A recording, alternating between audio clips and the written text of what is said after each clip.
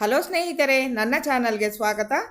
ಗೃಹಲಕ್ಷ್ಮಿ ಯೋಜನೆಯಡಿ ಬರುವ 11 ಮತ್ತು 12 ಕಂತಿನ ಹಣಕ್ಕಾಗಿ ಗೃಹಲಕ್ಷ್ಮಿಯರೆಲ್ಲ ಕಾಯ್ತಾ ಇದ್ದಾರೆ. ನಾಳೆ ಅಂದರೆ 21/7/2024 13 ಜಿಲ್ಲೆಗಳಿಗೆ ಹಣ ಬಿಡುಗಡೆ ಆಗ್ತಾ ಇದೆ ಸ್ನೇಹಿತರೆ. ಯಾವ ಜಿಲ್ಲೆಗಳಿಗೆ ಹಣ ಬಿಡುಗಡೆ ಆಗ್ತಾ ಇದೆ, ಇನ್ನು ಯಾವ ಜಿಲ್ಲೆಗಳಿಗೆ ಹಣ ಬಿಡುಗಡೆ ಆಗಲ್ಲ ಅನ್ನೋ ಪೂರ್ತಿ ಮಾಹಿತಿಯನ್ನು ಈ ವಿಡಿಯೋನಲ್ಲಿ ನೋಡೋಣ. ಹಾಗಾಗಿ ಯಾರು ಸ್ಕಿಪ್ ಮಾಡದೆ ಪೂರ್ತಿ ವಿಡಿಯೋ ನೋಡಿ. ಹಾಗೆ ನನ್ನ ಚಾನಲ್ನ ಸಬ್ಸ್ಕ್ರೈಬ್ ಮಾಡಿಕೊಂಡು ಸಪೋರ್ಟ್ ಮಾಡಿ. ನಿಮಗೆ ಗೃಹಲಕ್ಷ್ಮಿಯ ಹಣ ಬರಬೇಕು ಅಂದರೆ ಈ ಕೆಲಸ ಕಡ್ಡಾಯವಾಗಿ ಮಾಡಬೇಕಾಗುತ್ತೆ. ಆ ಕೆಲಸ ಮಾಡಿದರೆ ಹಣ ನಿಮ್ಮದಾಗುತ್ತೆ. DBT ಮೂಲಕ ಹಣ ಬರೋದು ನಮ್ಮೆಲ್ಲರಿಗೂ ಗೊತ್ತಿರೋ ವಿಷಯ. DBT ಅಂದರೆ ಡೈರೆಕ್ಟ್ ಬ್ಯಾಂಕ್ ಟ್ರಾನ್ಸ್ಫರ್ ಅಂತ. ಡೈರೆಕ್ಟ್ ಆಗಿ ನಿಮ್ಮ ಬ್ಯಾಂಕ್ ಅಕೌಂಟ್ಗೆ ಟ್ರಾನ್ಸ್ಫರ್ ಆಗುವಂತಹದ್ದು, ಅಂದರೆ ನೇರವಾಗಿ ನಿಮ್ಮ ಖಾತೆಗಳಿಗೆ ಜಮೆ ಆಗುವಂತಹ ಹಣ. ಅದು ತುಂಬಾ ಇಂಪಾರ್ಟೆಂಟ್ ಆಗಿರುತ್ತೆ. ಹಾಗಾಗಿ ನೀವು ನಿಮ್ಮ ಬ್ಯಾಂಕ್ ಅಕೌಂಟ್ಗಳನ್ನು ಚೆಕ್ ಮಾಡ್ಕೋಬೇಕಾಗುತ್ತೆ, ಆ್ಯಕ್ಟಿವ್ ಆಗಿದೆಯಾ ಅಥವಾ ಇನ್ಆ್ಯಕ್ಟಿವ್ ಆಗಿದೆಯಾ ಅಂತ. ಬ್ಯಾಂಕ್ ಅಕೌಂಟನ್ನು ಹೇಗೆ ಚೆಕ್ ಮಾಡಬೇಕು ಅನ್ನೋದನ್ನು ಇಲ್ಲಿ ನೋಡೋಣ. ನೀವು ನೇರವಾಗಿ ಬ್ಯಾಂಕಿಗೆ ಹೋಗಿ ಬ್ಯಾಂಕ್ ಅಕೌಂಟ್ ಆ್ಯಕ್ಟಿವ್ ಆಗಿದೆಯಾ ಇಲ್ವಾ, ಏನು ಪ್ರಾಬ್ಲಮ್ ಆಗಿದೆ, ನಮಗೆ ಗೃಹಲಕ್ಷ್ಮಿ ಹಣ ಬರ್ತಾ ಇಲ್ಲ ಅಂತ ಅವರನ್ನು ಕೇಳಬೇಕಾಗುತ್ತೆ. ಇಲ್ಲಿ ನೀವು ಗಮನಿಸಬೇಕಾಗಿದ್ದು ಏನು ಅಂದರೆ ಬ್ಯಾಂಕ್ ಬ್ಯಾಲೆನ್ಸ್ ಚೆಕ್ ಮಾಡೋದಲ್ಲ ಸ್ನೇಹಿತರೆ.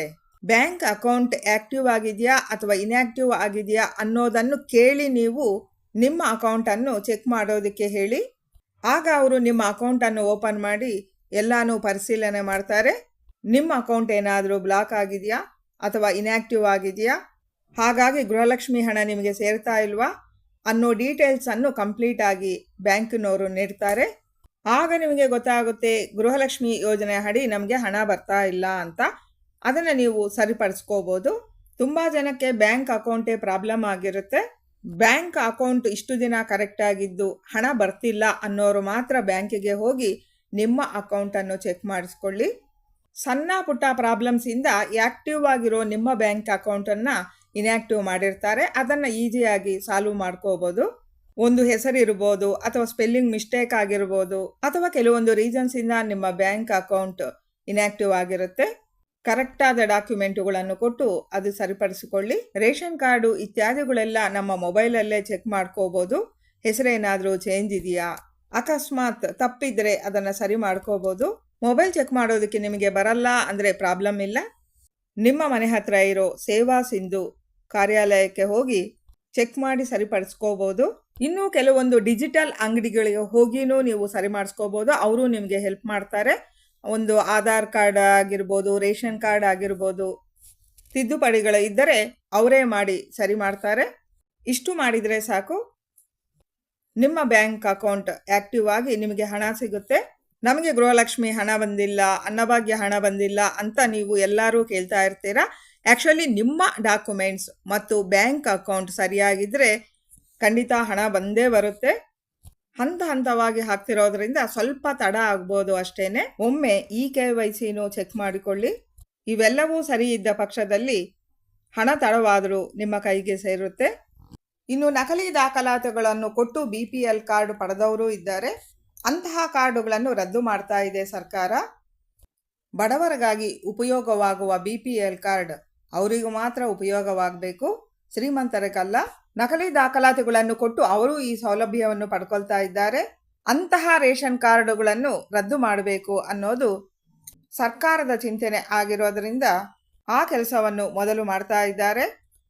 ಹಾಗಾಗಿ ಮೊದಲು ಕರೆಕ್ಟಾಗಿ ದಾಖಲಾತಿಗಳು ಇದ್ದ ಮಹಿಳೆಯರಿಗೆ ಅಂದರೆ 5 ಲಕ್ಷ ಮಹಿಳೆಯರಿಗೆ ಹಣವನ್ನು ಹಾಕಿದ್ದಾರೆ. ದಾಖಲಾತಿಗಳನ್ನು ಪರಿಶೀಲನೆ ಮಾಡ್ತಾ ಹಂತವಾಗಿ ಹಣ ಆಗ್ತಿರೋದ್ರಿಂದ ಒಟ್ಟಿಗೆ ಎಲ್ಲ ಮಹಿಳೆಯರಿಗೂ ಹಣ ತಲುಪ್ತಾ ಇಲ್ಲ. ತಾಳ್ಮೆಯಿಂದ ನಂಬಿಕೆ ಇಟ್ಟು ಕಾಯಬೇಕಾಗುತ್ತೆ.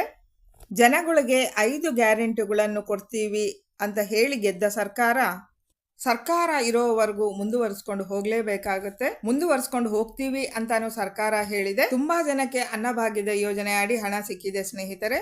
ಗೃಹಲಕ್ಷ್ಮಿ ಹಣನೂ ಸಿಗಬಹುದು. ಸ್ವಲ್ಪ ತಾಳ್ಮೆಯಿಂದ ಇರಿ. ಇನ್ನೂ ಕೆಲವರು ಬಂದಿದೆ ಅಂತಾನು ಹೇಳ್ತಿದ್ದಾರೆ. ಕೆಲವೊಂದು ಜಿಲ್ಲೆಗಳಿಗೆ ಹಣನ ನಾಳೆ ಬಿಡುಗಡೆ ಮಾಡ್ತಾ ಇದ್ದಾರೆ. ಆ ಜಿಲ್ಲೆಗಳು ಯಾವುವು ಅನ್ನೋದನ್ನು ನೋಡೋಣ. ಹಾವೇರಿ, ಕೋಲಾರ, ಬೀದರ್, ಯಾದಗಿರಿ, ಶಿವಮೊಗ್ಗ, ಬೆಳಗಾವಿ, ತುಮಕೂರು, ರಾಯಚೂರು, ಗದಗ್, ಬೀದರ್, ಬಳ್ಳಾರಿ, ಕೊಪ್ಪಲ್, ಮಂಡ್ಯ ಟೋಟಲ್ ಆಗಿ 13 ಜಿಲ್ಲೆ. ಇಷ್ಟು ಜಿಲ್ಲೆಗಳಿಗೂ ಹಣ ಬರುವಂತಹದ್ದು.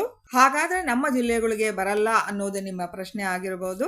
ಖಂಡಿತ ಎಲ್ಲ ಜಿಲ್ಲಾ ಗೃಹಲಕ್ಷ್ಮಿಯರಿಗೂ ಹಣ ಜಮೆ ಮಾಡ್ತಾರೆ. ಸರ್ಕಾರ ಹಣನ ಕೊಡುತ್ತೆ ಅನ್ನೋ ಭರವಸೆಯಿಂದ ಇರೋಣ. ಹಣ ಗೃಹಲಕ್ಷ್ಮಿಯರಿಗೆ ಸಿಗಲಿ, ಅದರಿಂದ ಉಪಯೋಗ ನೀವು ಪಡ್ಕೊಳ್ಳಿ ಅನ್ನೋದು ನಮ್ಮ ಆಸೆ. ಖಂಡಿತ ಸಿಗುತ್ತೆ ಅನ್ನೋದು ನಂಬಿಕೆ. ಗೃಹಲಕ್ಷ್ಮಿ 11 ಮತ್ತು 12 ಕಂತಿನ ಹಣಕ್ಕಾಗಿ 2 ತಿಂಗಳು ಕಾದು ನೋಡಿದ್ದೀವಿ. ಇನ್ನೂ ಸ್ವಲ್ಪ ದಿನ ಕಾದು ನೋಡೋಣ. ಹಣ ಬಿಡುಗಡೆ ಮಾಡಿ ಕೆಲವರಿಗೆ ಸಿಕ್ಕಿಲ್ಲ ಅನ್ನೋರು ನಾವು ಈಗ ತಾನೇ ಹೇಳಿದಂಗೆ ಬ್ಯಾಂಕ್ ಅಕೌಂಟು, KYC, ರೇಷನ್ ಕಾರ್ಡ್ಗಳನ್ನು ಚೆಕ್ ಮಾಡಿಸ್ಕೊಳ್ಳಿ. ಇನ್ನು ಮುಖ್ಯವಾಗಿ ಹೇಳೋದಾದರೆ ಜುಲೈ 31 ಆದಾಯ ತೆರಿಗೆ ರಿಟರ್ನ್ಸ್ ಅಂದರೆ ಸಲ್ಲಿಸಲು ಕೊನೆಯ ದಿನವಾಗಿದೆ. ಹೆಚ್ಚಾಗಿ ಆರ್ಥಿಕವಾಗಿ ಸದೃಢ ಮಹಿಳೆಯರೇ ಹೆಚ್ಚು ತೆರಿಗೆಯನ್ನು, ಅಂದರೆ ಹಣಕಾಸಿನಲ್ಲಿ ಚೆನ್ನಾಗಿರುವ ಮಹಿಳೆಯರೇ ಆದಾಯ ತೆರಿಗೆ ರಿಟರ್ನ್ಸ್ ಅನ್ನು ಪಾವತಿ ಮಾಡ್ತಾ ಇರ್ತಾರೆ. ಹಾಗಾಗಿ ಅಂತಹ ಮಹಿಳೆಯರಿಗೆ ಈ ಗೃಹಲಕ್ಷ್ಮಿ ಯೋಜನೆಯನ್ನು ಜಾರಿ ಮಾಡಲು ಸಾಧ್ಯವಿಲ್ಲ. ಈ ಕಾರಣಕ್ಕಾಗಿ ರಾಜ್ಯ ಸಚಿವಾಲಯವು ಅಂತಹ ಎಲ್ಲ ಮಹಿಳೆಯರನ್ನು ಗುರುತಿಸಿ ಅವರನ್ನು ಈ ಗೃಹಲಕ್ಷ್ಮಿ ಯೋಜನೆಯ ಪಟ್ಟಿಯಿಂದ ತೆಗೆದುಹಾಕಲಿದೆ ಎಂಬ ಮಾಹಿತಿಯ ಜೊತೆಗೆ ಮುಂದಿನ ಆಗಸ್ಟ್ 1ನೇ ತಾರೀಕಿಂದ ಈ ಒಂದು ನಿಯಮವನ್ನು ಪರಿಗಣಿಸಲಾಗುವುದು ಅನ್ನೋದನ್ನು ಸಚಿವೆ ಲಕ್ಷ್ಮೀ ಹೆಬ್ಬಾಳ್ಕರ್ ಅವರು ಮಾಧ್ಯಮ ಮಿತ್ರರಿಗೆ ಹೇಳಿದ್ದಾರೆ. ತೆರಿಗೆಯನ್ನು ಪಾವತಿ ಮಾಡ್ತಾ ಇರೋ ಅಂತಹ ಮಹಿಳೆಯರನ್ನು ಹೊರತುಪಡಿಸಿ ಉಳಿದವರು ಆತಂಕ ಪಡೋ ಅವಶ್ಯಕತೆ ಇಲ್ಲ. ನಿಧಾನವಾದರೂ ಹಣ ನಿಮ್ಮ ಕೈಗೆ ಸಿಕ್ಕುತ್ತೆ ಅಂತ ಹೇಳ್ತಾ, ಮತ್ತಿಷ್ಟು ಅಪ್ಡೇಟ್ಸ್ಗಾಗಿ ನನ್ನ ಚಾನಲ್ನ ಸಬ್ಸ್ಕ್ರೈಬ್ ಮಾಡೋದು ಮರಿಬೇಡಿ. ಹಾಗೆ ಈ ವಿಡಿಯೋಗೂ ಲೈಕ್ ಕೊಡಿ, ಬೇರೆಯವ್ರಿಗೂ ಶೇರ್ ಮಾಡಿ. ಧನ್ಯವಾದಗಳು ಸ್ನೇಹಿತರೆ.